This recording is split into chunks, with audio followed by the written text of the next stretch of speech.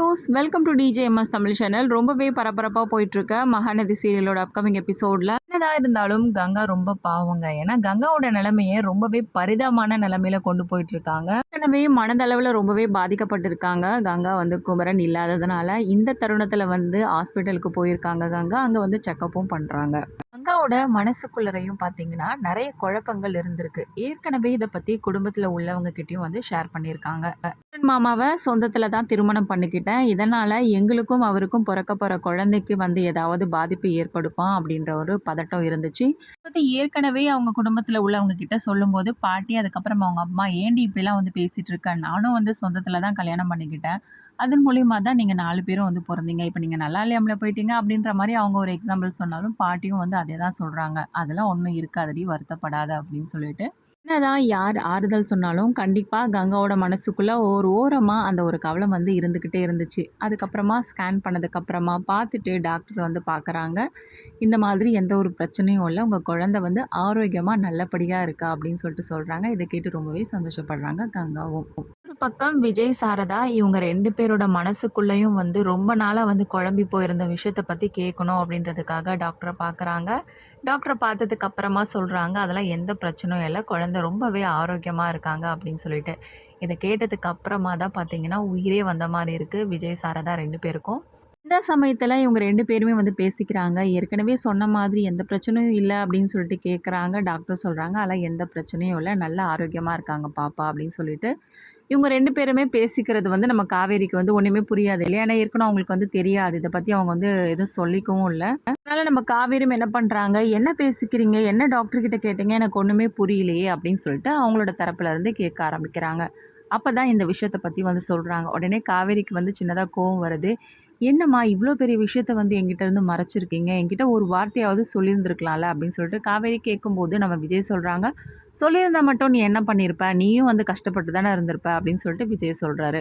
பக்கம் நம்ம சாரதாம்மா என்ன பண்ணுறாங்க, சரி கோவிலுக்கு போயிடலாம் அப்படின்னு சொல்லிட்டு சொல்கிறாங்க. எதுக்காக அப்படின்னு பார்க்கும்போது காவேரிக்காக வேண்டுதல் வச்சுருக்கண்டி அதனால் அப்படின்னு சொல்லிட்டு சொல்கிறாங்க. ஆனால் தான் இங்கே கர்ப்பமாக இருக்க, அதே சமயத்தில் தான் காவேரியும் கர்ப்பமாக இருக்கா, ஆனால் அவளுக்காக மட்டும் வேண்டிக்கிறாங்களே அப்படின்ற ஒரு கவலை கண்டிப்பாக கங்காவோட மனசில் இருக்கும் இல்லையா.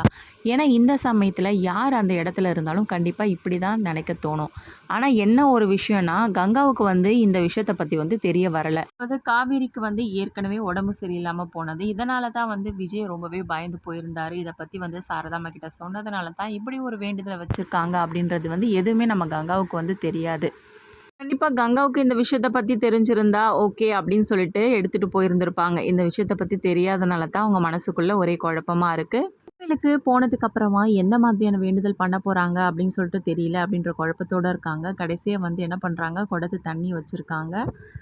தம்பி இந்த குடத்து தண்ணி எடுத்து என்னோடய தலையில் ஊற்றுப்பா அப்படின்னு சொல்லிட்டு விஜய்கிட்ட சொல்லிட்டு இருக்காங்க. இதை பார்த்து காவேரி அதுக்கப்புறம் கங்கா 2 பேருமே பதறி போகிறாங்க. எதுக்காகமா இப்போ இந்த வேலையை பண்ணிகிட்ருக்க, ஜுரங்கிற வந்துட போகுது அப்படின்னு சொல்லிட்டு. கொஞ்ச நேரம் 2 பேரும் சும்மா இருங்கடி அப்படின்னு சொல்லிட்டு அந்த குடத்து தண்ணியை ஊற்றுனதுக்கு அப்புறமா அங்க பிரதேசம் பண்ண போகிறேன் அப்படின்னு சொல்கிறாங்க. இதை கேட்டு ரொம்பவே பதட்டப்பட ஆரம்பிக்கிறாங்க. எதுக்காகமா இப்படி ஒரு வேண்டுதலை வைக்கிறீங்க அப்படின்னு சொல்லிட்டு நம்ம காவேரி திட்ட ஆரம்பிக்கிறாங்க. இங்கே பாருடி கொஞ்ச நேரம் அமைதியார், வேண்டுதல் பண்ணும்போது இதெல்லாம் சொல்லக்கூடாது, சாமி குத்தமாயிடும் அப்படின்னு சொல்லிட்டு அதுக்கப்புறமா என்ன பண்ணுறாங்க, நம்ம சாரதாவும் வேண்டுதலை பண்ணிட்டு இருக்காங்க. இதுக்கும் பார்த்தீங்கன்னா ஷாக்கிங்காக இருக்குது. எதுக்காகத்தான் இந்த வேண்டுதலாம் நீங்கள் பண்ணுமா, உங்கள் உடம்பை பார்த்துக்க தேவையில்லையா அப்படின்னு சொல்லிட்டு கேட்க ஆரம்பிக்கிறாரு.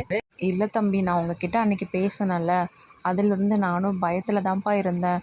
ஸ்கேன் எடுத்து டாக்டர்கிட்ட பார்க்குற வரலுமே எனக்குமே உயிரே இல்லை. இதுக்கப்புறம் தான்ப்பா எனக்கு சந்தோஷமாக இருந்தது. அப்போவே சாமிக்கிட்ட வேண்டிக்கிட்டேன்ப்பா, நான் இந்த வேண்டுதல் நிறைவேற்றி தான் ஆகணும் அப்படின்னு சொல்லிட்டு அந்த வேண்டுதலை பண்ணுறாங்க சாரதம்மா. கூடவே இருந்து கங்கா அதுக்கப்புறம் காவேரி 2 பேருமே ஹெல்ப் பண்ணுறாங்க. இந்த சமயத்தில் கங்காவோட மனசுக்குள்ளே என்ன ஓடிட்டுருக்குன்னு பார்த்தீங்கன்னா, நமக்காக அம்மா எந்த வேண்டுதலையுமே வைக்கலையே, நம்மளும் ரொம்ப குழப்பத்தோடு தானே இருந்தோம், இப்போ அம்மாவுக்கு நான்லாம் முக்கியமே கிடையாது, காவேரி மட்டும்தான் முக்கியம் அப்படின்ற மாதிரி யோசிக்க ஆரம்பிக்கிறாங்க. வேண்டுதலை பண்ணி முடிச்சதுக்கப்புறமா ரொம்பவே டயர்டாயிடுறாங்க. என்னம்மா நீ நான் தான் வேண்டான்னு சொன்னலம்மா, எதுக்காகம்மா இப்படி ஒரு வேண்டுதலாம் வச்சுக்கிட்டு அப்படின்னு சொல்லிட்டு கேட்டுட்ருக்காங்க காவேரி. பாட்டியும் வந்துடுறாங்க. என்ன சாரதா எதுக்காக இப்படி ஒரு வேண்டுதல் அப்படின்னு சொல்லிட்டு கேட்க, அதெல்லாம் உங்களுக்கே தெரியும் இல்லத்த அப்படின்னு சொல்லிட்டு அதுக்கப்புறம் சொல்கிறாங்க. வேண்டுதல்லாம் நிறைவேற்றி வீட்டுக்கு வந்துடுறாங்க. கங்கா மட்டும் பார்த்திங்கன்னா பயங்கர எரிச்சலோடு இருக்காங்க. அதாவது நம்ம சாரதாம்மா கிட்ட ரொம்பவே கோபத்தோடு நடந்துட்டுருக்காங்க. ஒவ்வொரு விஷயம் பேசும்போதும் சாரதாம்மா கிட்ட அடிக்கடி கோபத்தை வந்து வெளிப்படுத்துகிறாங்க. இது ஒன்றுமே புரியல. சாரதாம்மா கங்காவை பார்த்து கேள்வி கேட்க ஆரம்பிக்கிறாங்க. என்னடி நினச்சிட்டு இருக்க உன் மனசில்? எதுக்காக என்கிட்ட இப்படிலாம் நடந்துட்டு இருக்க? எதுக்காக இப்போ அதிகமாக கோவப்பட்டுட்டு இருக்க அப்படின்னு சொல்லிட்டு சாரதாம்மா கேட்க, கங்காவும் குதர்க்கமாக பேச ஆரம்பிக்கிறாங்க. ஆமாம், உனக்கெல்லாம் என் மேலே எங்கள் அக்கறை இருக்க போகுது. உனக்கு எல்லாம் அந்த காவேரி தானே அப்படின்னு சொல்லிட்டு கேள்வி கேட்க, என்னடி பேசிகிட்டு இருக்க? 4 பேரையும் இந்த வயித்துல தானடி சுமந்த, அப்புறம் ஏன்டி இப்படிலாம் வந்து பேசிகிட்டு இருக்க அப்படின்னு சொல்லிட்டு சாரதாம்மா கேட்க, எல்லாம் வாய் வார்த்தைக்கு தாம்மா நீ சொல்கிற, ஆனால் உனக்கு முக்கியம் காவேரியும் காவேரி வயித்துல வளர குழந்தையும் தானே அப்படின்னு சொல்லிட்டு கேட்குறாங்க. இதை கேட்ட சாரதாவும், ஏ கங்கா என்னடி ஆச்சு உனக்கு? எதுக்காக இப்படிலாம் பேசிகிட்டு இருக்க அப்படின்னும் கேட்க, எதுக்காக இப்படிலாம் பேசிகிட்டு இருக்கேன்னு சொல்லிட்டு உனக்கெல்லாம் ஒன்றுமே புரியலல்லம்மா, என்னன்னு சொன்னா தானடி புரியும் அப்படின்னு சொல்லிட்டு சாரதாம்மா கேட்க, ஏம்மா நம்ம காவேரியை மாதிரி நானும் தானம்மா வயிற்றுல குழந்தைய சுமத்துட்ருக்கேன். அது எப்படிம்மா நீ ஓர வெஞ்சன மாதிரி பார்க்கலாம்? அது என்ன காவேரியோட குழந்தைக்காக மட்டும் நீ வேண்டுதல் வச்சுருக்க? அப்போ எனக்கெலாம் வந்து பண்ணலை அப்படின்ற கவலை எனக்கு இருக்காதா அப்படின்னு சொல்லிட்டு நம்ம கங்கா வந்து ஓப்பனாக வந்து கேட்க ஆரம்பிச்சிடுறாங்க. அவள் எப்போவுமே உங்களுக்கு ஸ்பெஷல் தான் இல்லைம்மா அப்படின்னு சொல்லிட்டு கங்கா வந்து கேட்குறத பார்த்து சாரதாம்மாவுக்கு ஒன்றுமே புரியலை. ஏன்டி கங்கா இப்படிலாம் பேசுகிற? அப்படிலாம் நான் எப்போவுமே வந்து நினச்சதே கிடையாதேடி. இல்லைம்மா நீ அப்படிதாம்மா நினைக்கிற அப்படின்னு சொல்லிட்டு திரும்பவும் கங்கா அடித்து பேச, இங்கே பாருடி, நான் யாரையும் அப்படி பிரித்து வச்சு பார்த்ததும் கிடையாது, கொல்றதும் கிடையாது. அப்புறம் எதுக்காகம்மா காவேரி வயிற்றுல வளர குழந்தைக்காக இந்த வேண்டுதலை பண்ண அப்படின்னு சொல்லிட்டு வந்து கேட்க ஆரம்பிக்கிறாங்க. அதுக்கு ஒரு காரணம் இருக்குடி, அது ஒன்றும் இல்லடி அப்படின்னு சொல்லிட்டு சொல்ல ஆரம்பிக்கிறாங்க. ஏற்கனவே விஜய் ரொம்ப கவலையோடு இருந்ததும், விஜய் வந்து நம்ம வந்து சாரதாம்மா கிட்ட விஷயத்தை பற்றி வந்து சொன்னதும், குழந்தை ஆரோக்கியமாக இருக்கா இல்லையா அப்படின்றது 5வது மாத ஸ்கேனில் தான் தெரியும் அப்படின்னு சொல்லிட்டு சொல்லிட்டாங்கடி. அது வரைக்குமே விஜய் தம்பிக்கும் எனக்குமே ரொம்ப வருத்தமாக இருந்துச்சுடி.